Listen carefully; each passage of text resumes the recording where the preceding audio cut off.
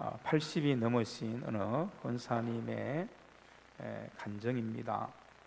많은 분들이 그분의 간증을 듣고는 놀랐습니다. 그분은 자기를 소개하기를 난파된 그런 간첩이었다는 것입니다. 지금 우리 시대에 생각해 보면 뭐 그런 게 뭐가 있을까?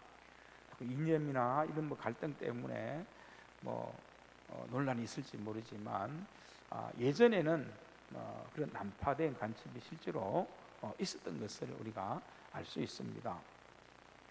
그리고 이분은 그 이후로 투옥이 되어서 20년 옥살이를 했다고 그렇게 말합니다.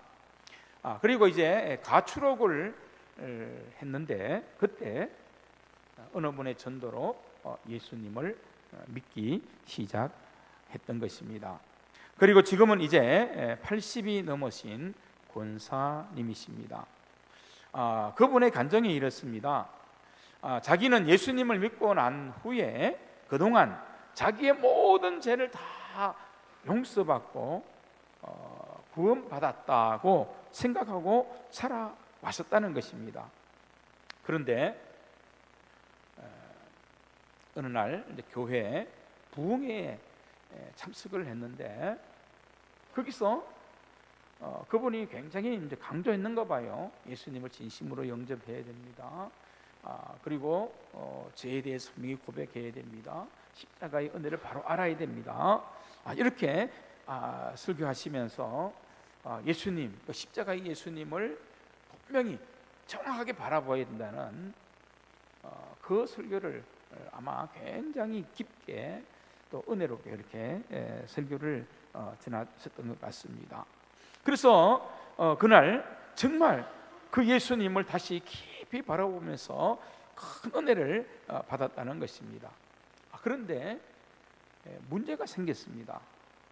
내가 그동안 용서받았다 또 구원받았다라고 하는 것이 자기 스스로는 다 가짜였구나, 이것을 깨닫게 되었다는 그런 고백을 하게 된 것입니다. 자기는 공산당이 되고 또 간첩이 되고 그리고 이제 난파되기 위해서 많은 훈련을 받았지요. 그리고 난파되었는데 목적을 이루기 위해서는 수단 방법을 가리지 않았다는 것입니다. 무슨 짓이든지 다 했다는 거예요. 사람들의 그 경계심을 풀기 위해서 여자아이 하나를 자기 딸도 아닌데 그냥 여자아이 하나를 경계심 때문에 마치 딸인 것처럼 그렇게 하나를 데리고 난파됐습니다. 엄마와 딸처럼 그렇게 말합니다. 하지만 난파되어서 도덕적으로는 완전히 비탄의 삶을 살았습니다. 자신의 목적을 이루기 위해서 몸을 파는 그런 사람들처럼 그렇게 살기도 했습니다.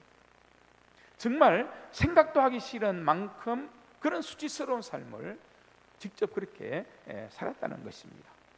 근데 바로 그때 누가 자기에게 예수님을 믿으면 모든 죄가 사함받고 하나님의 자녀가 된다, 그렇게 했던 것입니다. 전도를 받은 것이지요. 그러니까 그런 이야기를 들었습니다. 자기는 그것이 정말 너무나 기뻤다는 것입니다. 지금까지 살아오면서 그렇게 난파간첩으로 살아오면서 지금까지 생각하기도 싫은 죄가 너무나 많은데 다 용서될 수 있다고 하니 그것 때문에 자기는 얼른 예수님을 믿겠다고 그렇게 했다는 것입니다. 그리고 이제 시간이 많이 흐르고 부흥의 그 은혜 받는 그 뜨거운 자리에 그렇게 서서 다시 십자가 예수님을 온전히 바라보고, 그러니까 자기의 그 지었던 죄들이 또 뭐 이렇게 생각이 나기도 하고 그런 일들이 이제 일어난 것 아니겠습니까? 그랬더니 자기가 지금까지 믿었던 것이 잘못된 것이다, 이렇게 깨달아지더라는 것입니다. 그리고 자기가 자기 속에 그냥 죄를 꼭꼭 숨겨둔 것이지 진짜 그 죄사함에 대한 확신과 믿음이 아니었다는 것을 알았다는 것입니다. 그래서 그 부흥회 중에 정말 십자가의 예수님을 깊이 사모하고 바라보게 됩니다. 그리고 자기가 예수님을 믿을 때 자신이 어떤 죄를 지었는지, 또 어떤 죄에서 용서를 받았는지, 이걸 생각할 때 자기 삶에 진정한 그 예수님 앞에서의 회개가 없었다는 사실을 깨달았다는 것입니다. 전도하는 그분의 말대로 그냥 예수만 믿으면 다 용서받게 되니까 자기는 그냥 그렇게 그냥 생각했다는 겁니다. 자기는 진정으로 회개를 해본 적이 없었다는 바로 이야기를 한 것입니다. 그래서 용서받았다고는 생각하고 그렇게 믿었지만 지금까지 정말 예수님의 그 십자가에 대한 감격이, 그 은혜가 자기에게 없었다는 거예요. 용서와 구원이라는 말이 그냥 자기에는 타성처럼 여겨져 버렸다는 그러한 고백이었습니다. 그래서 자기도 좀 이상하게 생각을 했다는 거지요. 오래 그렇게 예수님을 믿으면, 그리고 권사님도 됐잖아요. 오래 믿다가 보니까 교회 열심히 수수하고 다니다 보니까 권사님도 됐지 않습니까? 그런데도 자기가 늘 생각해 볼 때 좀 이상한 점이 있는데 뭐냐 하면 자기의 신앙이, 자기의 믿음이 성숙하고 성장하지 않더라는 거예요. 그래서 이게 왜 그렇지? 그러니까 교회도 오래 다녔고 권사라는 그런 직분도 받았는데 내 믿음은 왜 성장하지 않고 성숙한 그런 믿음으로 나아가지 않지?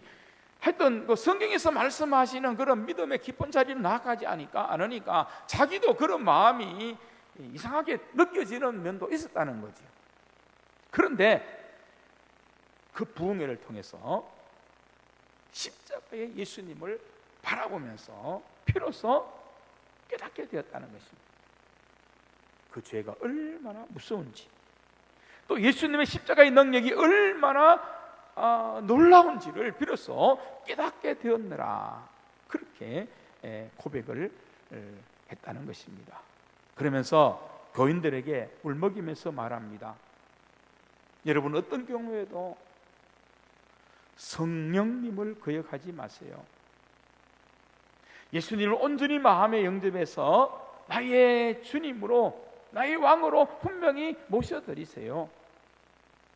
예수님을 바르게 믿고 십자가의 은혜를 바로 깨달아야 합니다. 죄는 얼마나 무서운지 모릅니다. 용서는 받아도 흔적이 남습니다. 그렇게 간증을 하셨습니다. 여러분, 비로소 그때 정말 십자가의 영광의 하나님, 그분에게 하나님의 나라가 온전히 열린 것이 아닐까요? 어떻게 보면 지금까지 믿는다고도 했고 또 권사라는 직분도 받았지만은 이제는 너의 인생의 속도가 아니라 하나님이 원하는 그 속도에 남은 삶을 맞추어야 되지 않겠니라는 그런 은혜를 그분에게 다시 부어준 것이 아닐까 하는 것이죠. 그리고 또 방향, 그렇죠? 지금까지 예수님을 믿는다고는 했고 또 권사님이라는 그런 직분을 받기도 했지만은 방향에 대한 방향이 어떤 방향이 되어야 하는가, 이것에 대해서 하나님께서 분명히 남은 삶에 그 은혜, 그 충만함 살아갈 수 있도록 성령님께서 다시 그분에게 강력하게 역사해 준 것이 아닌가 하는 것입니다. 물론 그분도 그렇게 고백을 했지만 왜 은혜 받은 때가 없었겠어요. 또 그리고 자기의 죄에서 또 고백을 전혀 해보지 않고 그렇게 또 믿은 것은 아니었지 않겠습니까? 어떻게 보면 80이 넘었을 때 하나님께서는 이 권사님에게 하나님의 속도, 또 하나님께서 원하시는 방향을 다시 깨닫게 하시면서 더 깊은 은혜의 자리로 이분을 부르신 것이 아닌가, 다시 그 은혜를 입혀주신 것이 아닌가 하는 것을 저는 깨닫게 되었습니다. 그런 의미에서 보면 오늘 이 본문의 말씀, 모세를 부르시는 이 하나님의 말씀을 통해서도 그 권사님과 똑같지는 않지만 그 비슷한 그런 은혜가 있는 말씀이다 하는 것을 오늘 이 말씀을 통해서 깨닫습니다. 자, 오늘 이 본문에 하나님께서 모세를 부르시는 이 부르심은 성경에서 3대 부르심이라고 하는 부르심 가운데 하나다 이렇게 말하죠. 성경에 가장 큰 3대 부르심이 있는데 그 중에 하나다. 다른 하나는 뭐냐 하면 바로 이사야서 6장에 보면 하나님께서 이사야 선지자를 부를 때 정말 거룩하신 하나님께서 이사야 선지자를 다시 하나님께서 원하시는 사명의 자리로 부르시는 그 부르심, 그것을 하나 그렇게 이야기를 합니다. 그리고 또 하나의 부르심은 뭐냐? 3대 부르심 속에 하나는 바로 신약 성경에 보면 예수님께서, 주님께서 다메섹에서 사도 바울을 부르신 그 부르심. 그래서 사도 바울이 그 부르심 앞에 응답하고 꼬꾸라지면서 남은 평생 정말 복음 위에 예수님 위에 정말 십자가 그 은혜 가운데 깊은 은혜의 삶을 살면서 헛되지 않는 삶, 선한 싸움 다 싸우고 달려갈 길을 온전히 달려가는 그런 삶을 바울이 살지 않습니까? 그래서 오늘 이 모세를 부르신 이 부르심의 사건과 함께 3대 부르심이다 이렇게 이야기하기도 합니다. 오늘 이 본문의 말씀에 하나님께서 모세를 부르시는데 지난주에 잠깐 말씀드렸던 것처럼 하나님께서 모세를 부를 때의 나이가 80세였습니다. 바로의 궁전에서 물에 버려졌는데 태어난 아이들을 다 죽이라고 명령하니까 이스라엘 민족이 너무 번성하니까 남자아이는 다 죽이라고 하니까 모세의 어머니가 그 나일강에 뛰었는데 바로의 공주가 모세를 거두고다가 그렇게 키우지 않습니까? 40년. 그런데 어느 날 히브리인과 애굽 사람이 싸우는 것을 보고 자기 동족을 도와준다고 하다 그만 살인을 저지르고 맙니다. 불같은 그 성격 때문이지 않겠습니까? 그런 모습이 이 모세의 부르심의 그 이전 속에 나타나는 그러한 말씀 속에 있다고 하는 것을 우리는 보게 되는 것이지요. 그래서 광야로 도망하게 됩니다. 사실 왕궁에서 지낼 수도 있지만 그는 바로의 손길이 미치지 않는 미디안 광야로 도망했고 거기에서 40년 세월을 보내게 됩니다.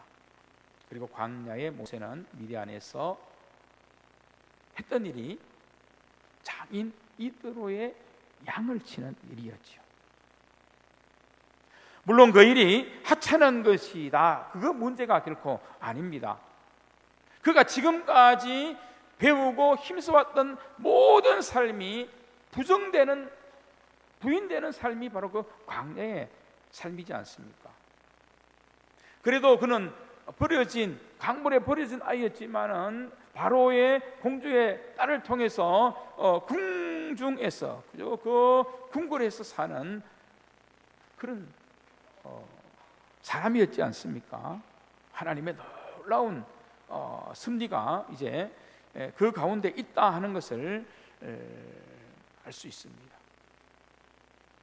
그래도 그 궁중에서는 주목받을 수 있는 그런 사람이었습니다. 자, 그런데 모세가 이제 미디안 광야에서 40년을 지나는 동안에는 누구도 기억하지 않는 그런 사람이 되어버렸어요. 어떻게 보면 그래서 지금 내가 하고 있는 일이 더욱 의미가 없다, 내가 더 비참해지는 그런 삶을 살고 있는 것이 아니냐 느껴지는 그런 때이지요. 그래서 우리가 가만히 살펴보면 지금 모세가 처해 있는 이 상황이 아무도 기억해 주지 않는 그런 광야라는 거죠. 바로의 궁정에서와는 다르게 말입니다. 기억할 것도 없습니다. 누구 알아줄 사람도 없는 그런 인생. 그래서 투명 인간 같은 존재로 잊혀진 광야에 서 있는 모세. 근데 여러분, 오늘 말씀에 있듯이 하나님께서는 그런 모세를 부르셔서 민족의 지도자로 다시 세우시는 것을 볼 수 있습니다. 그래서 여러분, 사람들이 생각할 때는, 인간들이 판단할 때는 그 광야가 잊혀진 광야일지 모르지만 하나님께서 볼 때는 잊혀진 모세가 아니라는 거죠. 여러분, 우리가 이것을 분명히 기억하고 아셔야 됩니다. 하나님께서 오늘 우리를 택하여 구원해 주셨다면, 우리를 하나님께서 부르시고 하나님의 자녀와 백성으로 삼으셨다면, 우리가 광야 같은 이 세상을 살아갈 때 마치 잊혀진 것처럼, 혼자인 것처럼 그렇게 느껴질 때가 있을지 모르지만, 그러나 우리는 그렇게 생각할지 모르지만 하나님은 우리를 아신다는 것, 하나님은 우리를 향한 분명한 계획을 가지고 계신다는 것을 우리가 믿음으로 분명히 고백해야 한다는 것입니다. 그래서 우리의 부르심이 귀한 거예요.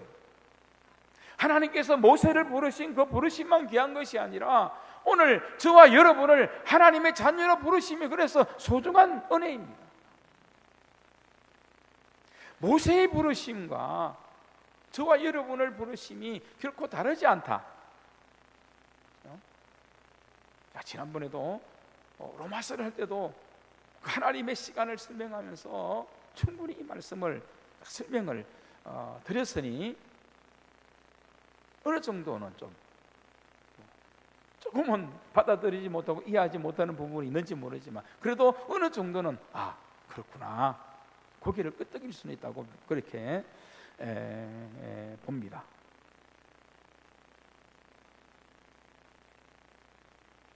그래서 이 광야, 잊혀진 광야에서 모세를 부르신 하나님을 우리가 본다면 하나님의 시간이 있다, 하나님의 계획이 있다.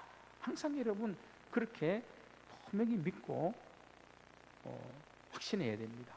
나를 향한 하나님의 시간도 분명히 있겠구나, 나를 향한 하나님의 계획이, 나를 사랑하셔서 불러주신 그 하나님의 계획이 마지막까지 나와 함께하는 하나님을 통해서 반드시 떠나지 않고 나와 함께 하시는 하나님과 함께 나를 향한 계획이 있겠구나. 하나님의 계획이 여러분의 마지막 삶까지 함께 있다는 사실을 분명히 믿으시기를 주님의 이름으로 축복합니다. 분명히 있습니다.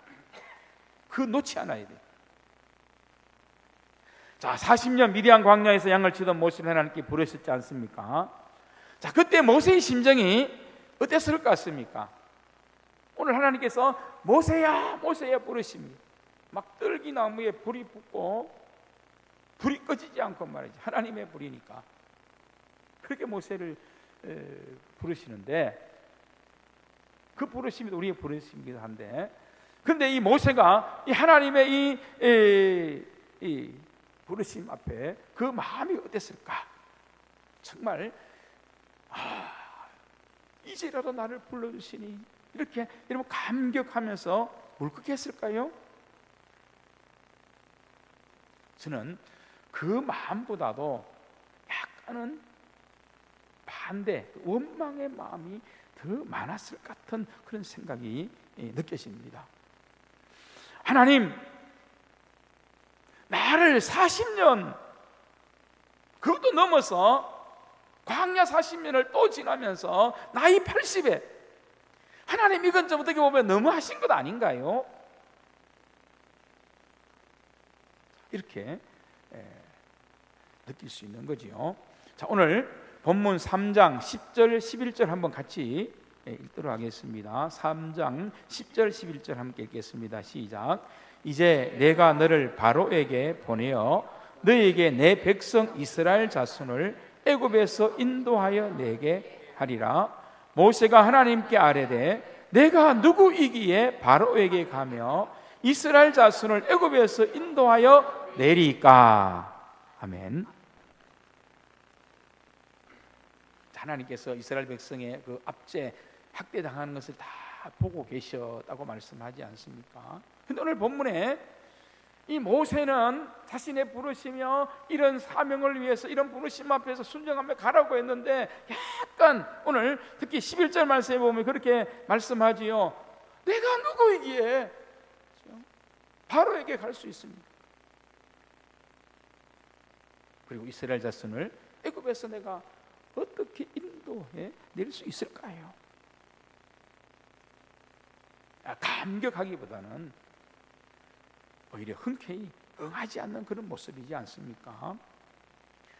그도 그럴 것이 광야에서 40년 양친다고 그렇게 살았으니까 아마 그 뜨거운 마음 열정도 사라지지 않았을까요? 그러나 여러분, 우리는 이 하나님의 오묘한 섭리와 인도하심을 분명하게 볼 수 있습니다.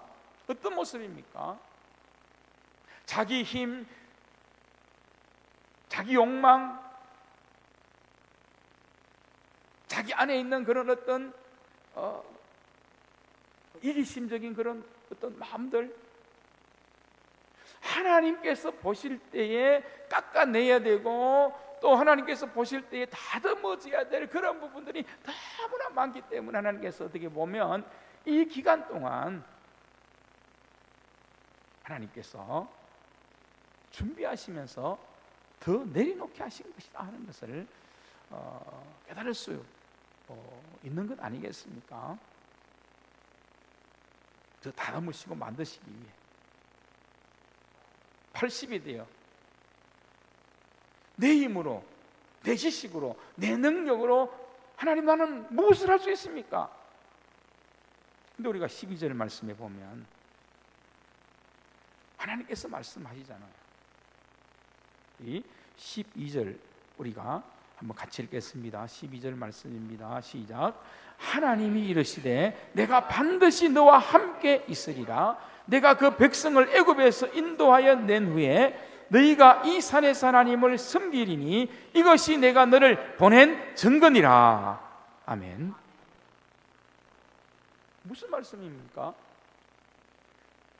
내가 약하지만 내가 너의 강함이 되어주마, 그 말씀이지 않습니까? 그래, 맞아. 너는 할 수 있는 게 아무것도 없어. 내가 너를 붙드는 것이고 내가 너를 사용하는 것이고 내가 너에게 은혜와 능력을 부어서 내가 너를 통해서 내 일을 하기 원하는 그 일을 하는 거야. 그러니까 하나님 믿고 너와 함께하는 하나님의 은혜와 능력과 역사를 믿고 담대히 믿음으로 가라는 그 말씀을 분명히 전해주고 있는 것을 볼 수 있습니다. 여러분, 어떻게 보면 이 모세에게는 더 깊은 은혜의 시간, 더 깊이 진짜 하나님 앞에 자신을 내어놓고 완전히 고백하며 철저히 회개하고 철저히 하나님 앞에 굴복하면서 더 깊은 하나님과의 만남이 필요했던 것이지요. 그 군사님이 80세에 더 깊이 십자가 예수님을 만나고 체험했던 것처럼 모세에게도 그 은혜가 필요한 것임을 알 수 있습니다.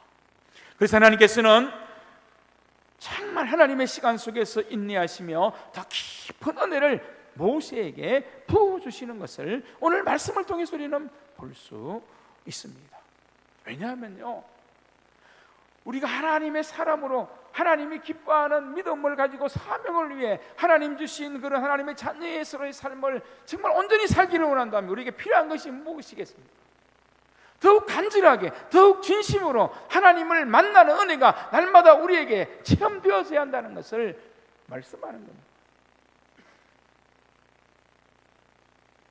사랑하는 성도 여러분, 우리가 하나님을 믿는다 그렇게 말로만 하지 않게 되기를 바랍니다. 그냥 예배 시간에 이렇게 나와서 있는 그런 시간이, 이 시간 한 시간 그냥 체면도 있고 하니 이 자리에 와서 이 좌석 덮여주고 가는 그런 시간으로 우리가 만들어서는 안 된다는 거지. 날마다 우리에게 주신 부어진 은혜가 분명히 있습니다. 또 그 은혜로 날마다 우리는 믿음으로 살아야 되고, 그래서 우리는 충만 늘 하나님 주시는 그 사랑, 은혜의 충만함 속에서 살아가야 되는 것이 하나님의 부름심 속에 있는 우리 그리스도인들의 삶입니다. 이 삶을 하나님께서 우리에게 살아가라고 이렇게 명령하신다면 우리는 날마다 하나님 앞에 나와야 되고, 하나님 앞에 나올 때마다, 은혜 앞에 나올 때마다 우리는 어떻게 해요? 하나님을 더 깊이 만나는 그런 깊은 영적인 은혜가 정말 우리 가운데 있어야 할 줄로 믿습니다. 그 은혜가 필요한 거예요. 지금도 마찬가지입니다. 한번 따라서 하십시다. 하나님, 더 깊은 은혜를, 더 깊은 만남을 나에게도 허락해 주시옵소서. 할렐루야.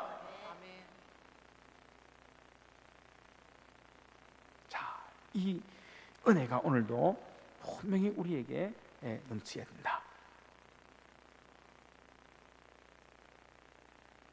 권사님도 앞에서 잠깐 말씀드렸지만 그렇고, 모세처럼 그렇게 말입니다.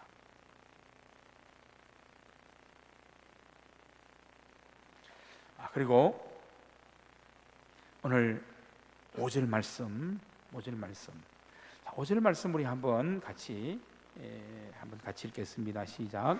하나님이 이르시되 이리로 가까이 오지 말라. 내가 쓴 곳은 거룩한 땅이니 내 발에서 신을 벗으라. 아멘. 자, 여기 보면 그냥 신이라고 해도 될 것인데, 내 발에서 신을 벗으라 이렇게 말씀했습니다. 아주 분명하고 단호하게 강조하는 그런 말씀입니다. 그냥 신을 벗으라고 했다면 그냥 일반적인 그런 명령으로 들렸겠지요. 그런데 내 발의 신이라고 하는 순간 아주 개인적이고 주관적인 하나님의 명령입니다. 여러분, 이 신이라는 것, 그 당시 광야를 생각할 때, 우리나라는 광야 이런 것들이 잘 없기 때문에 참 이해하기 힘든데 진짜 가보면 이게 느껴져요. 광야에서 생활하고 있는 이 당시 그 모세, 우리가 잠시만 생각해 봐도 모세가 신고 있는 이 신이 굉장히 중요한 비중을 차지하고 있다는 것을 우리가 알게 됩니다. 특히 이 시내산 올라가 보면, 시내산은 이 돌산이지 않습니까? 신을 신어야 자신을 보호해 준다는 그런 생각을 하지 않았을까요? 또 한낮이면 뜨겁게 달궈진 모래에서 보호해 주는 그런 광야에서의 신이 되기도 합니다. 또 모래밭을 걸을 때 맨발로 다니는 것이 참 힘이 듭니다. 발가락 사이로 모래가 스며들어 오면 속도를 낼 수 없습니다. 그러니까 내 발에서 신을 벗으라. 이제는 내가 지금까지 하나님의 시간보다 너의 시간 속에 그렇게 살아왔고, 하나님께서 원하는 속도보다 자신의 속도에 맞추어서 그렇게 발로, 신발을 신은 발로 그렇게 살았다면 이제부터라도 너의 인생의 모든 그 삶을, 너의 인생의 그 속도도 이제는 어떻게 해요? 하나님께 맡기고 의지하라. 그것을 분명히 말씀해주고 있는 것이요. 이제 모세는 그가 생각하고 주장하는 속도가 아닙니다. 이제는 하나님이 인도하시는 정말 그 속도, 그 인도하심에 맞추어서 그의 삶의 발걸음이 움직여졌으면 좋겠다 하는 그런 의미가 되는 거죠. 오늘도 하나님께서 이 거룩한 구원의 자리, 은혜의 자리에 우리를 부르셔서 내 발에 신을 벗어라 하는 그 모세와 같은 하나님의 말씀이 우리에게 주어졌다면, 이제는 내 방법과 내 시간과 내 속도에 맞추어서 인생을 살기를 원했다면, 이제는 하나님의 말씀과 하나님의 뜻, 하나님이 원하는 그 속도, 하나님과 함께하는 그 속도의 삶을, 또 그 깊은 하나님과의 교제 속에서의 삶을 살아가는 진정한 믿음의 삶을 살지 않겠니라고 저와 여러분에게 말씀하시는 주님의 그 음성이 들려져야 한다는 것입니다. 이제 남은 인생, 바로 앞에 서는 일이라든지 광야를 지나는 것이라든지 이를 위해 이스라엘 백성을 인도하는 모든 것들을 생각할 때 이제는 누구에게? 하나님께 맞추라는 것입니다. 하나님께 맞추라. 여러분, 저는 이것이 오늘 이 시대를 살아가는 우리들에게 반드시 필요한 은혜라고 저는 믿습니다. 그리고 마지막으로 이 신을 벗어야 하는 이유는 방향의 문제입니다. 방향의 문제. 여러분들이 많이 듣는 그런 이야기도 있잖아요. 속도보다 무엇이 더 중요하다고요? 방향이 더 중요하다. 그런 말을 여러분 많이 듣고, 그런 말이 여러분 사실 있지 않습니까?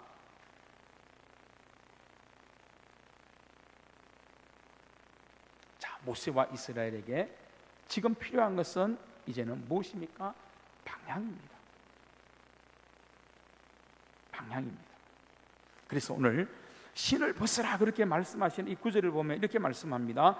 내가 쓴 곳은 거룩한 땅이니 내 발에서 신을 벗으라.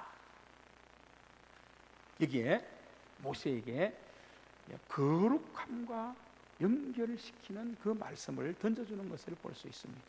다시 말하면 하나님의 이 부르심은 구별된 부르심이다, 거룩한 부르심이다 하는 것을 말씀하는 겁니다. 우리가 예수 믿는 우리가 성도라 그렇게 불리지 않습니까? 성도, 거룩한 무리, 구별된 사람들. 그러니까 이제는 지금까지 신발 신고 자기 욕망, 자기 뜻, 자기 마음대로 그렇게만 막 살던 그런 인생을 사는 것이 아니라, 이제는 하나님의 부르심 속에서 사는 은혜를 입었기 때문에 이제는 왕의 명령을 따라 왕의 나라 거기에 맞게 이제 우리는 어떻게 해요? 믿음의 방향을 분명히 하는 그 삶을 살아야 한다는 것을 말씀하는 겁니다. 우리를 하나님께서 부르시고 우리를 거룩한 하나님의 백성이다, 거룩한 자녀다라고 그렇게 말씀하지 않습니까? 구별된 성도라고 말씀하지 않습니까? 그렇다면 우리가 이제는 어떻게 해요? 자기 마음대로, 자기 욕심대로, 또 자기가 계획하고 원하는 그런 뜻대로만 살아서는 안 된다는 거지요. 우리의 믿음의 방향이 하나님과 맞는 방향으로 가야 된다는 겁니다. 우리의 삶의 방향이 말씀과 맞추어가는, 정말 진짜 길이요 진리요 생명이신 예수님과 맞추는 그런 방향으로 가는 그 믿음의 삶을 우리가 살아야 우리에게 주신 분명한 부르심, 그 부르심 앞에서 하나님이 기뻐하는 삶을 살아갈 수 있다. 분명히 여러분 기억해야 됩니다. 우리의 부르심은 거룩한 부르심입니다.